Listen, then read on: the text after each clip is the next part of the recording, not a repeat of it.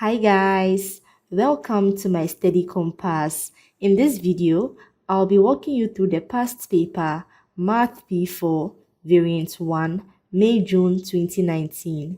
Let's get started.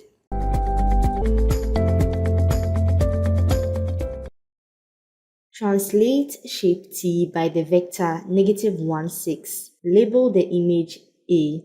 We need to move each point on shape T 1 unit to the left and 6 units upwards. After doing this, we are able to map out the translated image of shape T. Let's label the image A.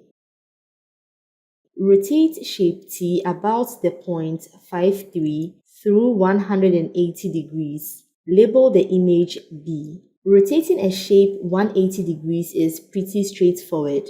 First, let's mark the center of rotation. Point C is the center of rotation and so its position does not change. Let's draw a line from point A to the center of rotation. Then let's draw another line in the same direction from the center of rotation to a point such that the two lengths are equal. We can now pin the new position of point A. The distance between point B and the center of rotation is 2 units. When we measure 2 units in the same direction from the center of rotation, we are able to pin the new position of B. The distance between point D and the center of rotation is 1 unit.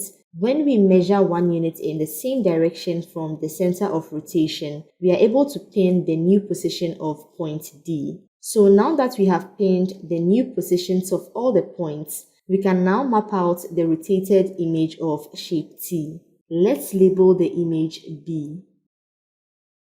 Describe fully the single transformation that maps shape A onto shape B. When we look at shapes A and B, we can tell straight away that this is a 180 degrees rotation. To find the center of rotation, we can connect at least 2 corresponding points on both triangles. In this case, when we do that, we get the center as 4.56. And so the full description for this transformation will be rotation 180 degrees about the center 4.56. Reflect shape T in the line y is equal to x. So first, we need to draw the line y is equal to x. Since we move point D 1 unit upwards to touch the line of reflection, we also need to move 1 unit to the left from the line of reflection to pin the new position of point D. After repeating the same process for the remaining points, we are now able to map out the reflected image of shape T. Find the matrix that represents the transformation in part BI. The matrix representing this transformation is 0, 1, 1, 0.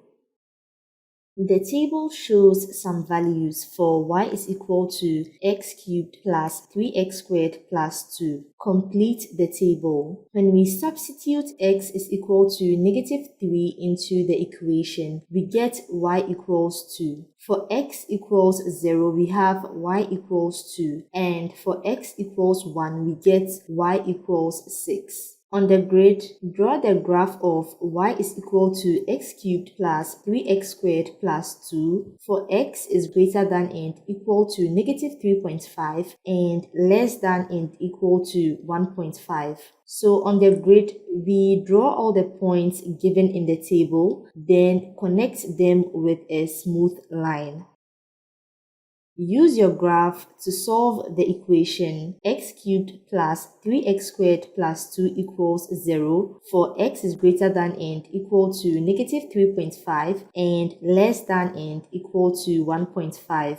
To solve the equation, we need to find the intersection between the graph of y is equal to x cubed plus 3x squared plus 2 and y equals 0, which is the x-axis. So when we do this, we get x equals -3.2. By drawing a suitable straight line, solve the equation x cubed plus 3x squared plus 2x plus 2 equals 0 for x is greater than and equal to negative 3.5 and less than and equal to 1.5. So first, let's rearrange this equation to have the equation of the curve on one side. This gives us x cubed plus 3x squared plus 2 equals negative 2x. And so we need to draw the line y is equal to negative 2x on the grid and note the x coordinate of its intersection point with the curve. This gives us x equals negative 2.5. For x is greater than and equal to negative 3.5 and less than and equal to 1.5, the equation x cubed plus 3x squared plus 2 equals k has three solutions and k is an integer. Write down a possible value of k. So we need to find the line y is equal to k that cuts through the curve at three different points. This k value also needs to be an integer. When we look on the graph, the most obvious value for k is 5. The diagram shows a field ABCDE. Calculate the perimeter of the field ABCDE. The perimeter of the field is equal to EA plus AB plus BC plus CD plus DE.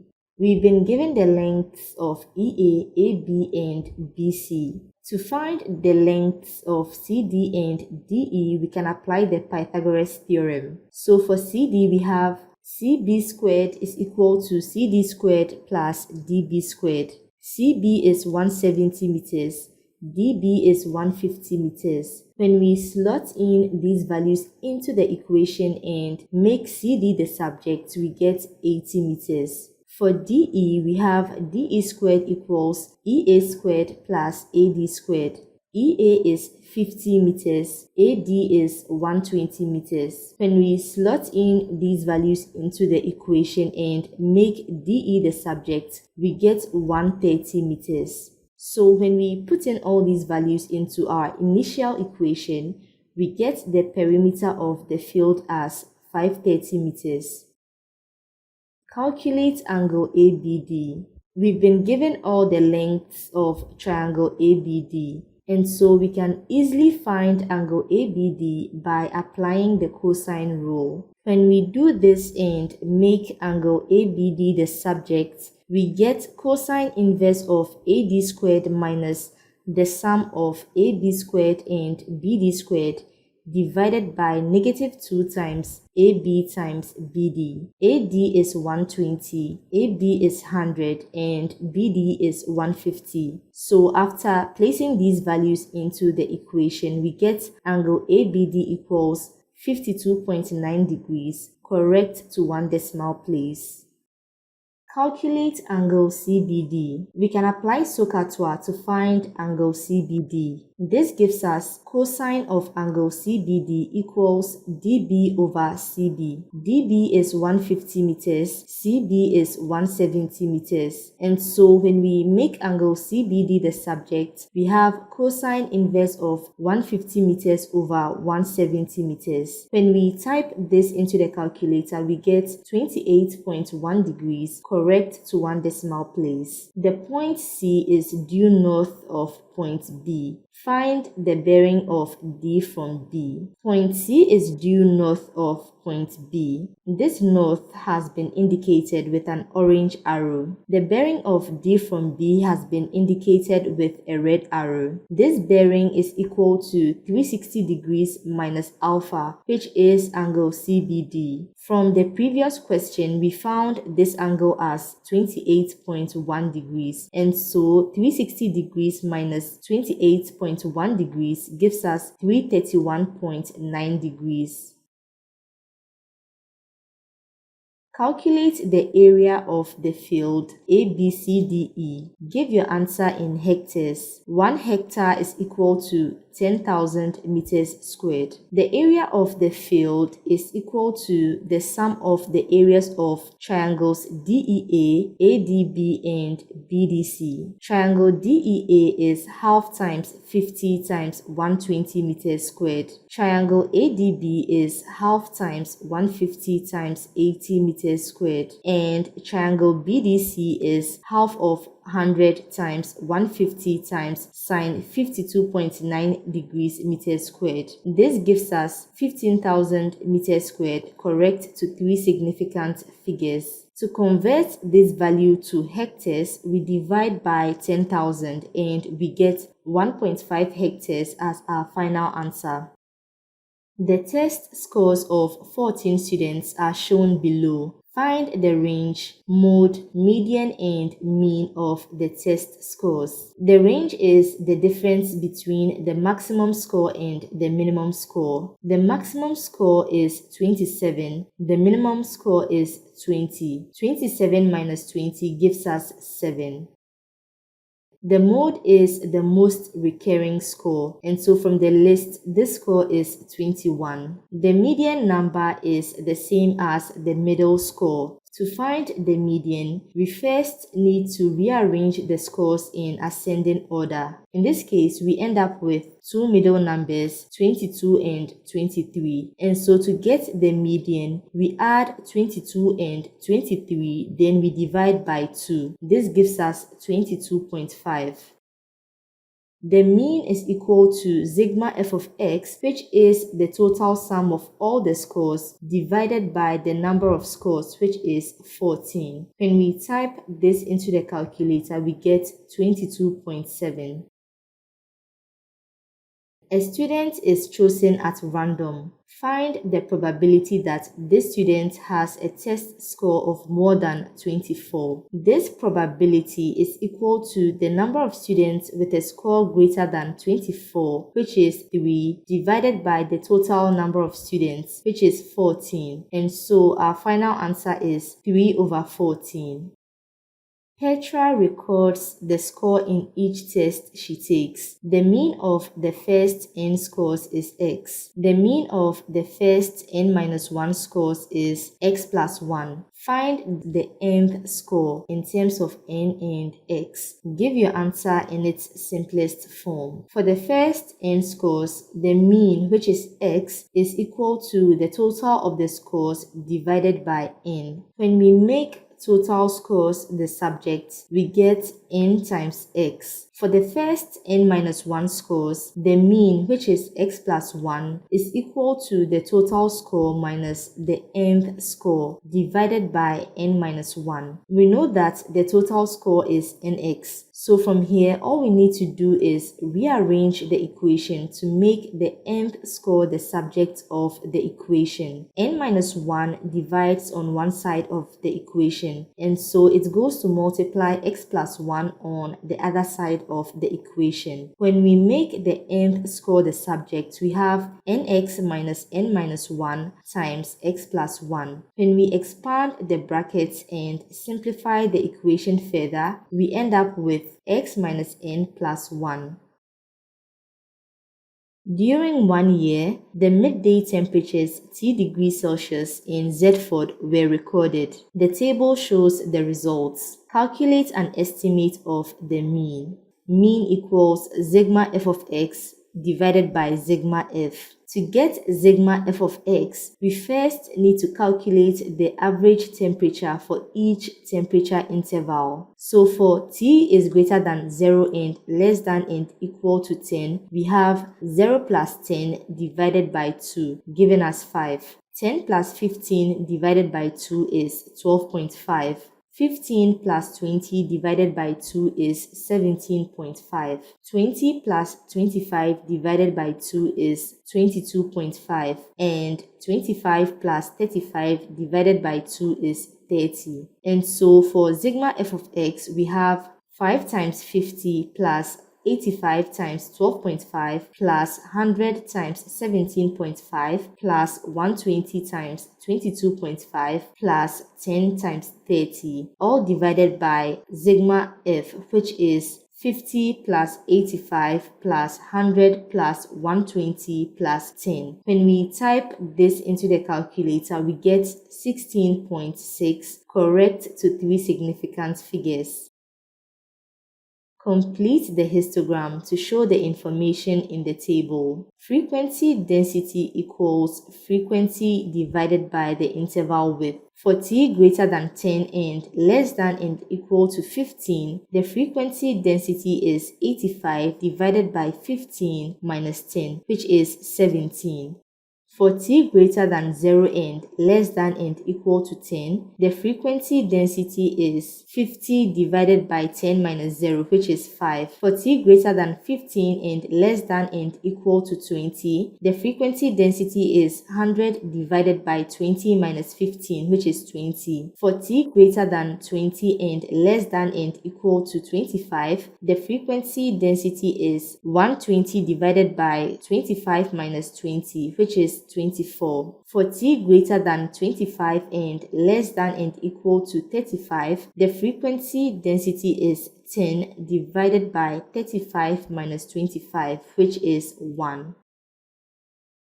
The diagram shows the surface of a garden pond made from a rectangle and two semicircles. The rectangle measures 3 meters by 1.2 meters. Calculate the area of this surface. The area of the surface is equal to the area of the two semicircles plus the area of the rectangle. The area of the two semicircles is pi r squared, where r is 1.2 meters divided by 2. And the area of the rectangle is its length, which is 3 meters, times its width, which is 1.2 meters. When we type this into the calculator, we get the area as 4.73 meters squared, correct to 3 significant figures.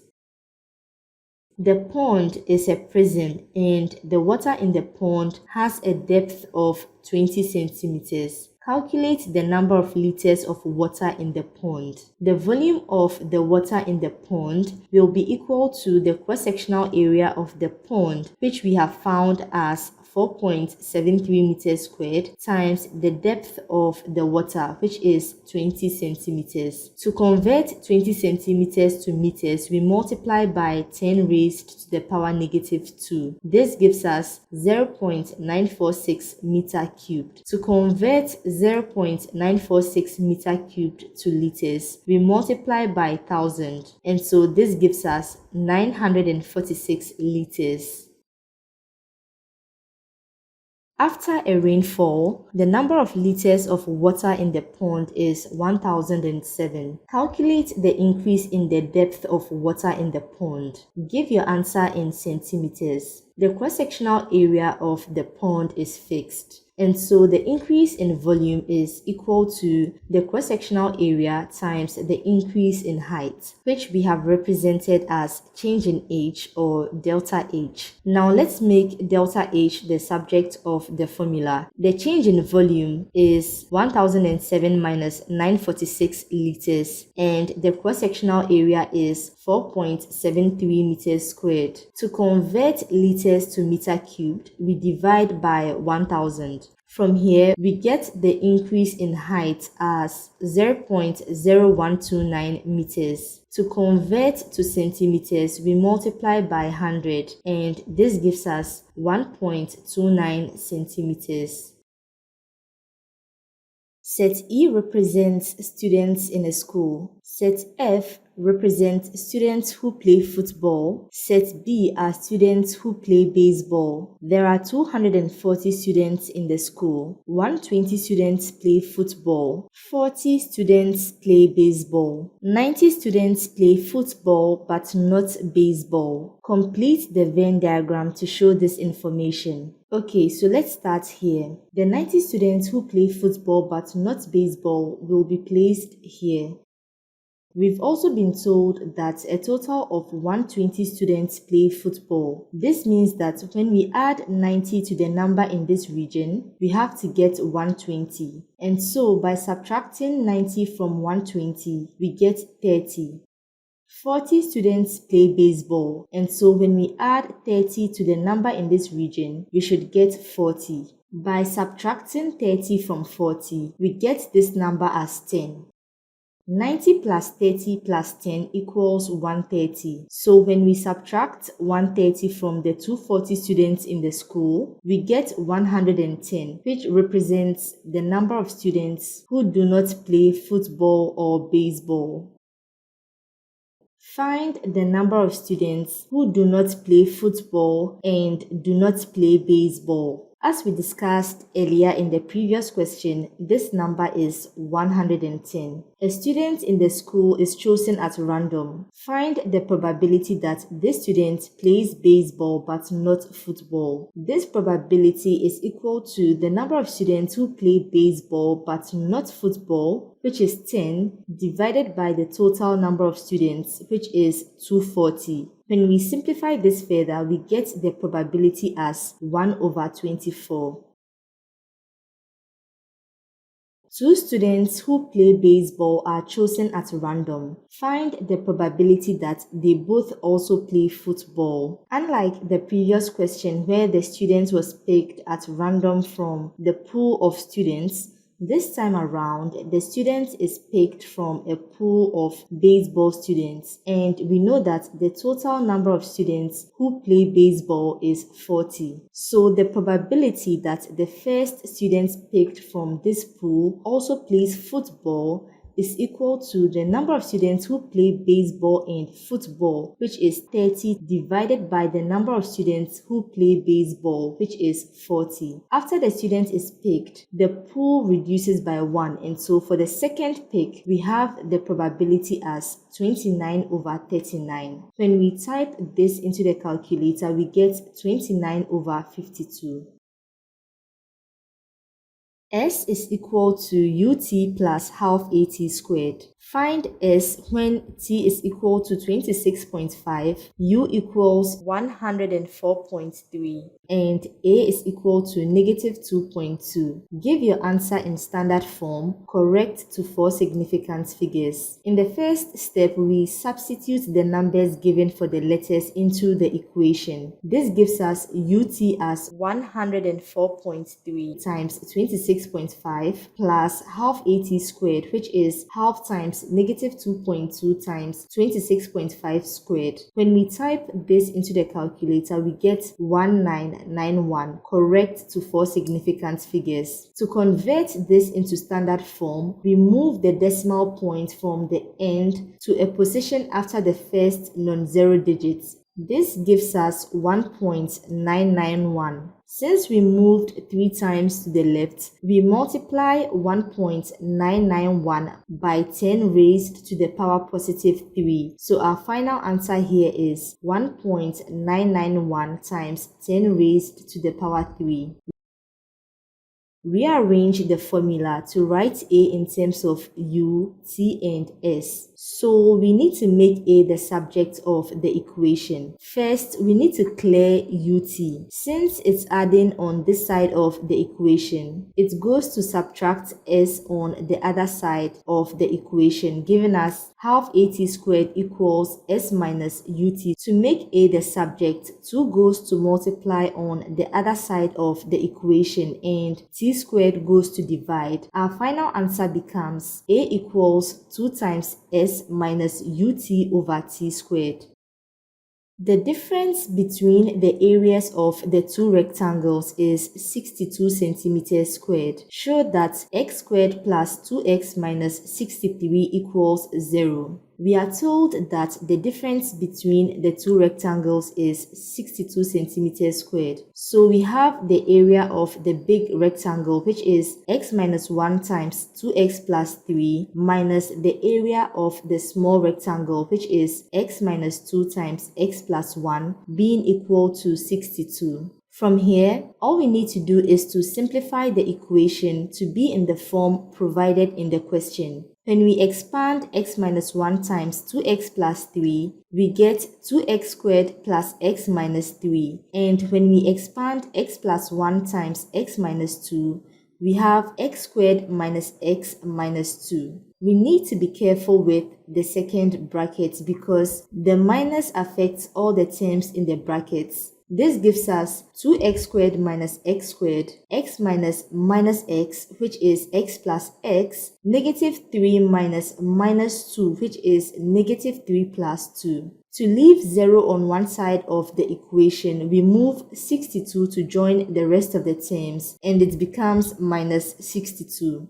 2x squared minus x squared is x squared, x plus x is 2x, negative 3 plus 2 minus 62 is negative 63, and this is equal to 0.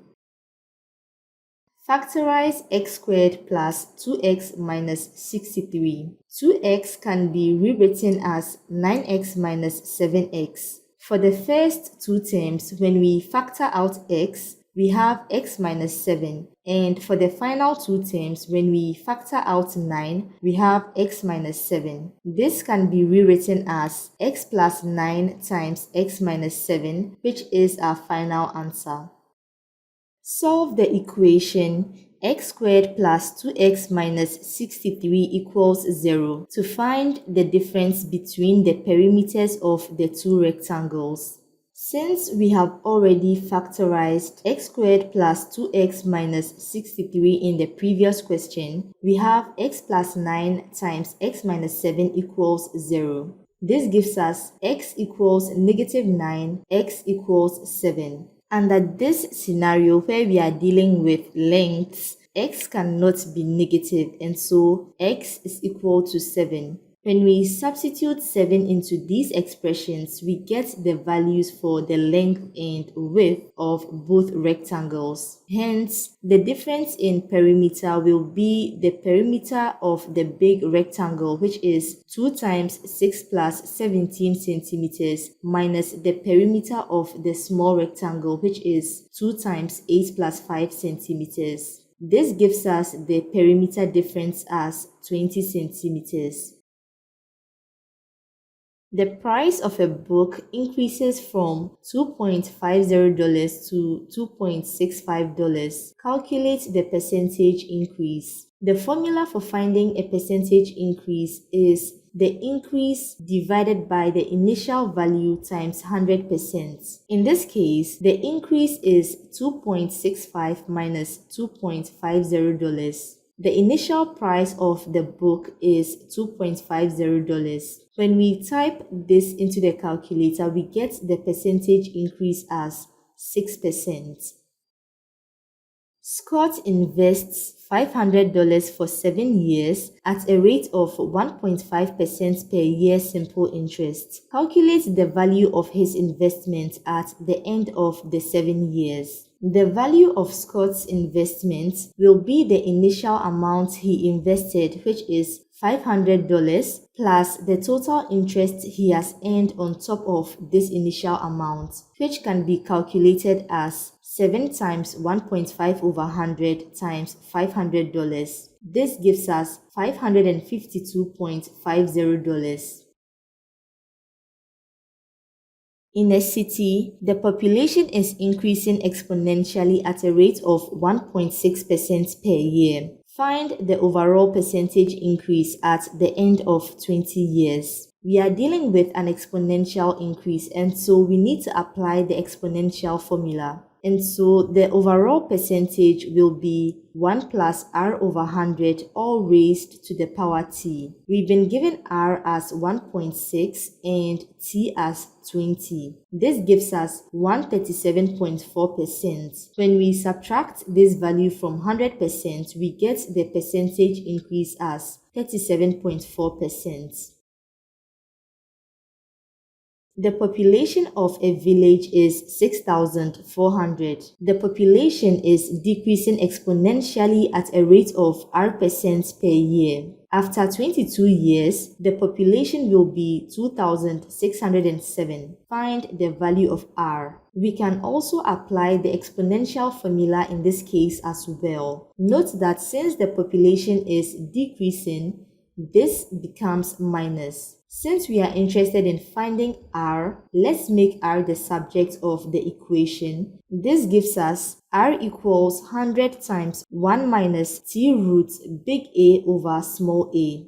T is 22. Big A is the final population value after 22 years, which is 2,607. And small a is the initial population value, which is 6,400. When we type this into the calculator, we get R equals 4.00, correct to 3 significant figures.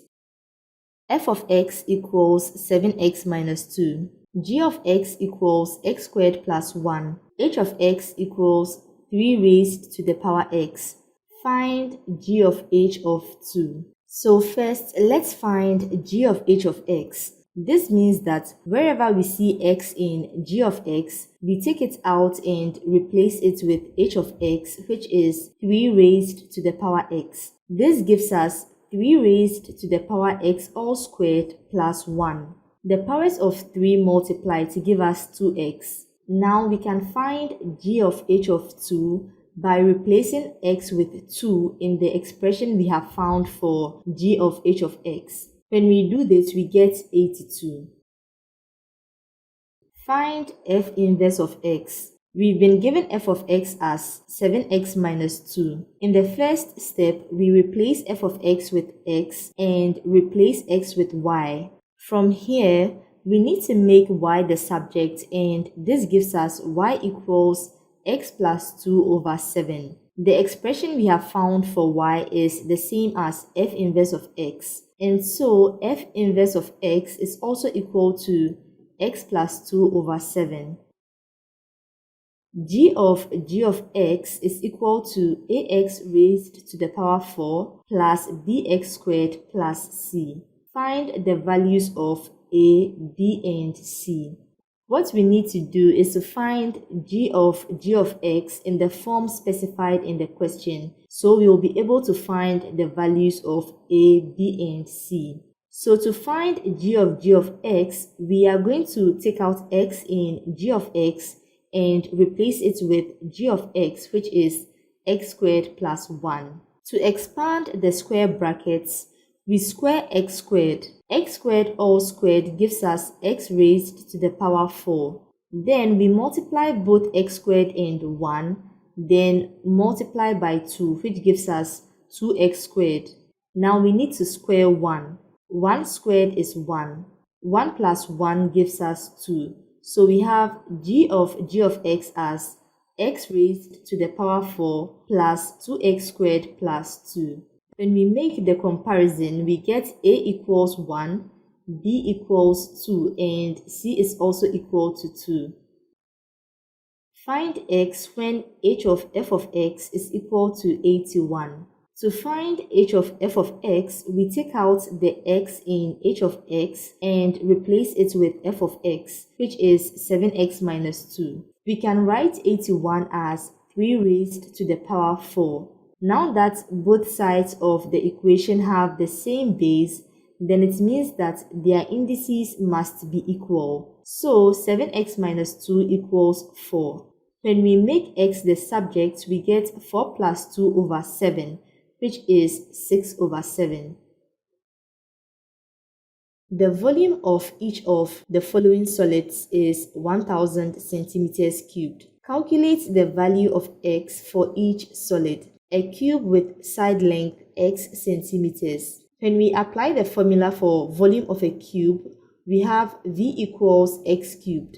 When we make x the subject, we get cube root of v. When we substitute v equals 1000 into the equation, we get x equals 10.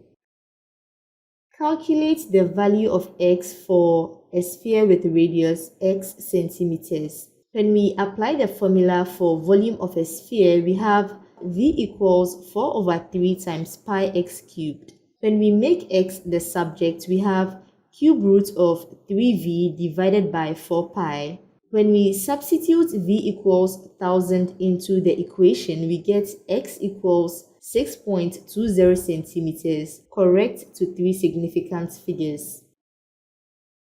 Calculate the value of x for a cone with radius x centimeters and slant height x root 5 centimeters. We know the formula for finding the volume of a cone. We've been given the radius of the cone as x centimeters. We've not been given the height of the cone, but since we have the slant height of the cone, we can find the vertical height by applying the Pythagoras theorem. This gives us x root 5 squared equals x squared plus h squared. Root 5 squared becomes 5 times x squared.